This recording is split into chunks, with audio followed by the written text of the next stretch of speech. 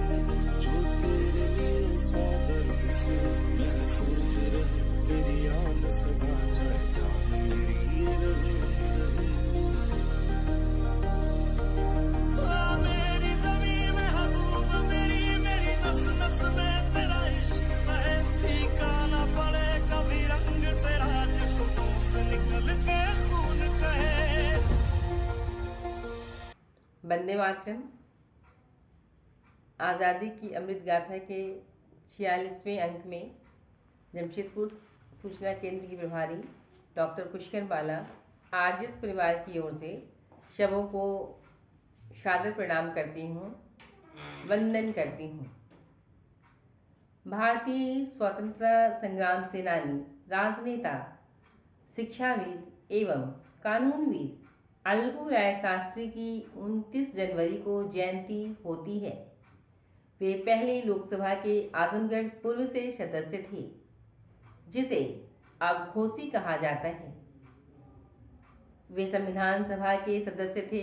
वे उत्तर प्रदेश कांग्रेस के प्रेसिडेंट भी थे। संविधान सभा में उन्होंने अपने वाक चातुर्य से सबको प्रभावित किया। हिंदी को राजभाषा बनाए जाने के सवाल पर उनकी वक्तृता ने राष्ट्रभाषा के गौरव को स्थापित किया। शास्त्री जी का जन्म 29 जनवरी को 1900 में अमीला गांव में हुआ था। इनके पिता का नाम द्वारिका राय तथा माता का नाम कमल देवी था। इनकी प्रारंभिक शिक्षा अमीला व उच्च शिक्षा काशी विद्यापीठ वाराणसी से हुई। 1920 में असहयोग आंदोलन में विद्यार्थी होते हुए भी जेल यात्रा की। जेल से छूटने के बाद 1923 में विद्यापीठ से शास्त्री जी की डिग्री प्राप्त कर सक्रिय राजनीति में भागीदारी की। आपने राजनीति के अलावा साहित्य के क्षेत्र में भी काम किया है। स्वतंत्रता संग्राम की लड़ाई में बेटे और पत्नी के साथ जेल जाने वाली पंडित अलगू राय शास्त्री पूर्वांचल के इकलौते सेनानी थे। स्वतंत्रता संग्राम में उन्होंने 7 बार जेल यात्रा करनी पड़ी। बापू के आह्वान पर स्नातक की पढ़ाई छोड़कर आज़ादी की लड़ाई में कूदे। शास्त्री जी के पुश्तैनी मकान में अंग्रेजों ने 2 बार आग लगा दी।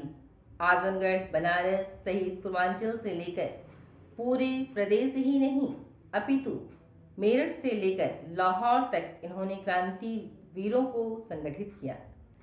जिले के अमीला गांव निवासी अलगू राय आज़ादी की लड़ाई में अंग्रेजी हुकूमत के खिलाफ विद्रोह करने के आरोप में सबसे पहली बार 1920 में गिरफ्तार कर लिए गए थे।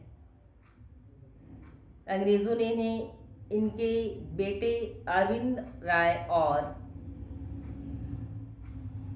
पत्नी परमेश्वरी देवी के साथ गिरफ्तार कर लिया। इन्हें मेरठ जेल भेज दिया गया।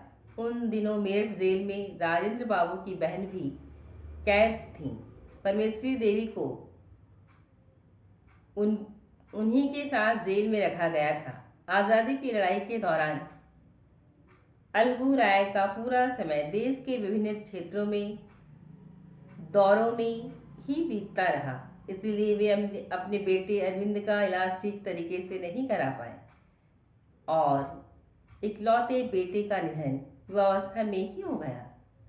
आज़ादी के बाद देश के विभाजन का विरोध इन्होंने जमकर किया था। अलगू राय शास्त्री संविधान सभा के सदस्य थे। वे हिंदी को राजभाषा बनाए जाने के सवाल पर उनकी वक्तृता ने राष्ट्रभाषा के गौरव को स्थापित किया। उनके पदचिन्हों पर चलना ही उन्हें सच्ची श्रद्धांजलि होगी। आज़ादी की अमृत गाथा 46वें अंक में आरजेएस राष्ट्रीय सम्मान 2022 ऐसे राजनायकों को कर्ज चुकाने के लिए अनूठी मुहिम है, अनूठी पहल है। जय हिंद, जय भारत।